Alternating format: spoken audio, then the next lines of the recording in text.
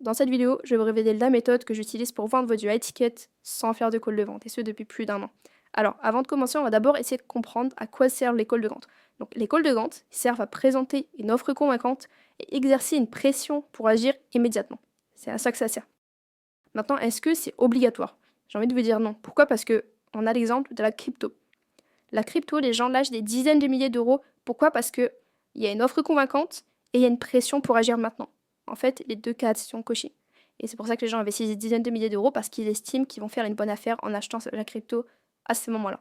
Donc maintenant, la question, ce n'est pas comment vendre sans call, mais comment proposer une offre convaincante et inciter à agir maintenant pour ne plus avoir besoin de cet appel. Ok? Donc on va voir ça dans cette vidéo-là. Alors, il faut savoir que vous avez 3 profils d'acheteurs. Ok? Vous, dans votre audience, les leads que vous avez, parmi les leads que vous avez 3 types de personnes. Ceux qui ont peu de trésorerie, ceux qui ont une trésor moyenne et ceux qui ont beaucoup de trésorerie.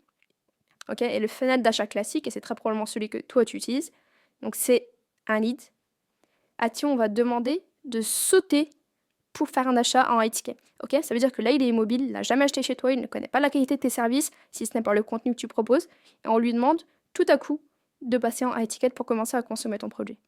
Au final, c'est comme faire une demande en mariage sans même avoir révélé son prénom. Ok? Ça veut dire que la personne ne connaît rien de ton produit encore. Elle ne connaît pas tes compétences, elle connaît juste ton contenu. Maintenant, le contenu, ça veut te rien dire, ok? Mais techniquement, elle n'a jamais acheté chez toi, elle ne sait pas ce que ça fait de bosser avec toi. Ok? Donc en fait, elle plonge dans l'inconnu. On lui demande de sauter vers l'inconnu. Et l'inconnu fait peur. Et c'est là les limites de ce funnel-là. C'est là les limites de ce système-là, qui est de sauter vers le étiquette. Un prospect qui est immobile souhaite rester immobile. Là, on veut lui faire faire un pas beaucoup trop grand. On veut lui faire passer de 0 à 100. Ok? En quelques secondes. Tout le monde n'a pas la capacité de le faire. Donc c'est pour ça que déjà, tu vas exclure tous ceux qui ont peu de trésorerie parmi les villes que tu as. Les personnes qui ont une trésorerie moyenne, va falloir taper les objections, ok, il y en aura pas mal. Et ceux qui auront beaucoup de trésorerie, en général, tu vas pouvoir les signer assez facilement. Ok, donc ça, c'est pour le modèle classique. Donc tu te prives d'une catégorie de personnes, tu te prives de la moitié d'une deuxième catégorie de personnes, et là, tu n'auras pas de problème à signer ces personnes-là, mais ça, c'est parce que la trésorerie est présente. Ok, donc ça, c'est le funnel classique. Et maintenant, je vais te révéler le funnel que moi, j'utilise sur mes business aux US. Donc, j'appelais ça le no-call funnel. Donc, ce que je fais, c'est que j'ai le lead ici qui ne me connaît pas, enfin, qui me connaît de par le contenu que je lui partage. Je vais lui faire ensuite une offre front-end. Ok, donc ça va être une offre généralement sous les, allez, on va dire 100 $, entre 50 et 100 $. Donc souvent, ça va être soit des workshops, soit un accès limité au produit final. Donc je vais lui donner par exemple accès à 7 jours à mon produit pour la somme de 50 ou 100 $. Peu importe. Donc avec ce système-là, déjà, je vais pouvoir prendre toutes les personnes dans ma liste de leads. Ceux qui ont peu de trésor, ceux qui ont une trésor moyenne et ceux qui ont beaucoup de trésorerie. Ok? Donc là, le but, c'est qu'ils puissent avoir un aperçu sur cette partie-là. Le but, c'est qu'ils puissent avoir un aperçu de ce que c'est de bosser avec moi. Ok? Donc là, une fois qu'ils ont consommé ce produit-là et qu'ils ont vu la qualité du produit, déjà, ils n'auront plus de doute sur la qualité de ce que je vais proposer. Ok? Ensuite, on transitionne vers du middle end. Donc là, on passe sur du high ticket. À savoir que je ne fais toujours pas de call. Là, je n'ai pas fait de call. Là, je n'ai pas fait de call. Je le fais avec un Google Doc. Ok, j'ai un lead à qui j'envoie un Google Doc avec mon offre, bien sûr copyrighté.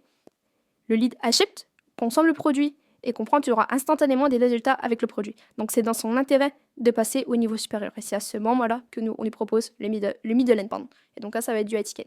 Et là, encore une fois, on va pouvoir taper toutes les tranches de prix, même ceux qui ont peu de trésorerie. Pourquoi? Parce que le niveau de confiance est au maximum et que là, ils sont prêts à faire un effort. Ils sont prêts à donner plus d'importance à une offre parce qu'ils ont testé l'offre qui est en front-end. Ok, ils savent que le produit est de qualité, ils savent qu'ils ont des résultats. L'avantage, c'est qu'ils ont déjà consommé le produit, ils ont probablement déjà eu des résultats avec ce produit-là. Donc ils disent, ok, j'ai confiance au fait que j'aurai des résultats par rapport à l'offre suivante. Ok, donc là, c'est du high ticket.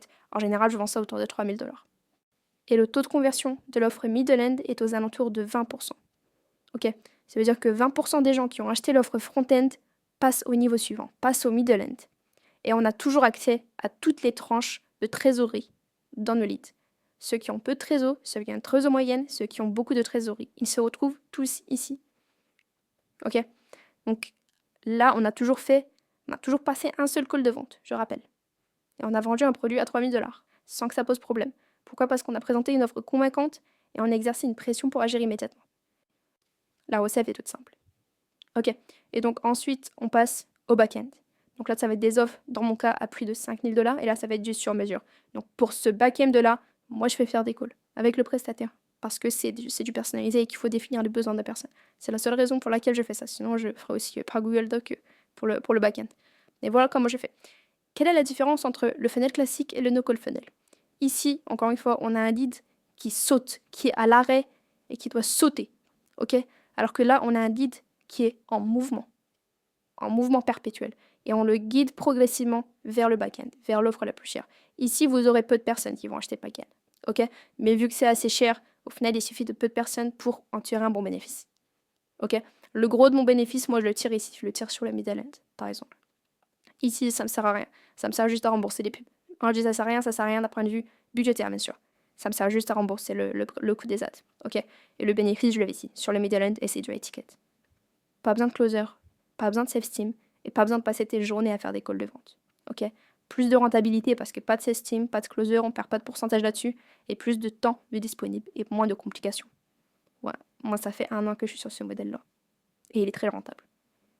Donc voilà, pour ma méthode pour vendre avec simplement un Google Doc. J'espère que cette vidéo t'a plu. J'espère que tu auras appris des choses. N'hésite pas à like, n'hésite pas à t'abonner comme d'habitude. Je laisse mon lien LinkedIn dans l'espace commentaire. N'hésite pas à t'abonner et puis m'envoyer un petit message. Et prends soin de toi. Assalamu alaikum.